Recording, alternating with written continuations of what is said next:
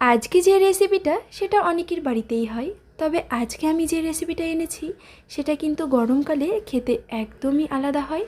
তবে আমের সিজন তো চলে গেছে, তাই বলে কি আর টক ডাল হবে না, এটা কিন্তু একদমই নয়। তাই আজকে কিন্তু আমড়া দিয়ে টক ডাল নিয়ে চলে এসেছি। এখানে কচি আমড়া যেগুলো হয় সেগুলোই নিয়েছি। আমড়াগুলোকে ভালো করে খোসা ছাড়িয়ে মাঝখান থেকে কেটে দু টুকরো করে নিয়েছি। আমড়াগুলোকে কেটে কিছুক্ষণ কিন্তু জলেই রেখে দেব, না হলে আমড়ার যে কষটা রয়েছে সেটা ডালের কালারটাকে নষ্ট করে দেবে। সেই জন্য কিছুক্ষণ জলে রেখে দেবে।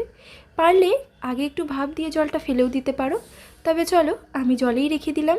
বাদ বাকি রান্নাটা দেখা যাক। এবার এখানে নিয়েছি 100 গ্রাম মতো মসুর ডাল। মসুর ডালটাকে প্রথমে জল দিয়ে ভালো করে ধুয়ে পরিষ্কার করে নিচ্ছি। এবার ডালটাকে সেদ্ধ করতে বসিয়ে দেব। নর্মালি ডাল সেদ্ধ যেরকম হয় সেই রকমই হবে।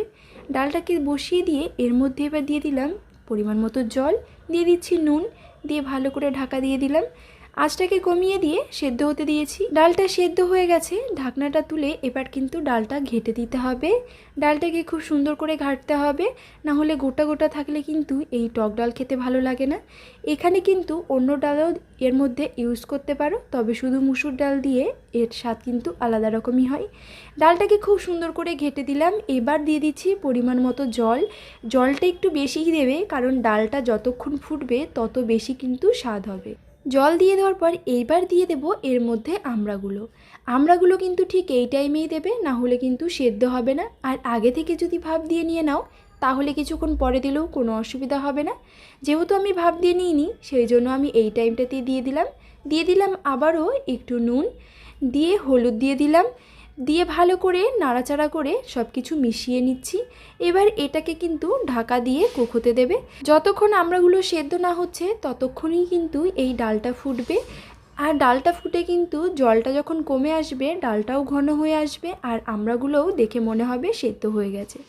আর মাঝে মধ্যে এই ডালের ওপরে যে ফেনাগুলো উঠছে সেগুলো কিন্তু ফেলে দেবে, না হলে ডাল খেতে কিন্তু একদমই ভালো লাগে না। এইদিকে আমার আমড়াগুলোও ভালোভাবে সেদ্ধ হয়ে গেছে, ডালটাও ঘন হয়ে এসেছে। এবার 4টে কাঁচা লঙ্কা মাঝখান থেকে একটু চিড়ে নিয়ে এর মধ্যে দিয়ে দিলাম। এবার ফোড়নে দেওয়ার জন্য আমি এখানে নিয়েছি সর্ষের তেল। এই ডালে কিন্তু সর্ষের তেলই দেবে। সর্ষের তেলটা গরম করে নিয়ে এর মধ্যে দিয়ে দিয়েছি সর্ষে। এখানে কালো সর্ষে ইউজ করেছি। সর্ষেটাকে ফুটে উঠতেই এবার ডালের মধ্যে দিয়ে আবারও মিনিট 5 মতো ভালো করে ফুটিয়ে নেবে। তারপর দেখবে ডালটা কিন্তু পুরোপুরি ঘন হয়ে গেছে, আর ডালের কালারটাও কিন্তু পুরোপুরি চেঞ্জ হয়ে যাবে। এবার এটা গরম গরম ভাতের সাথে খেয়ে দেখো, আমডালের থেকে কিন্তু কোনো অংশে কম নয়। তবে আমডালের থেকে আমড়ার ডালের টেস্ট আলাদা রকমই হয়। তো আজকের রেসিপিটা কেমন লাগলো অবশ্যই কমেন্টে জানিও। ভালো লাগলে লাইক করো, শেয়ার করো আর সাবস্ক্রাইব করো। যারা ফেসবুক পেজ থেকে দেখছো তারা অবশ্যই ফলো করো।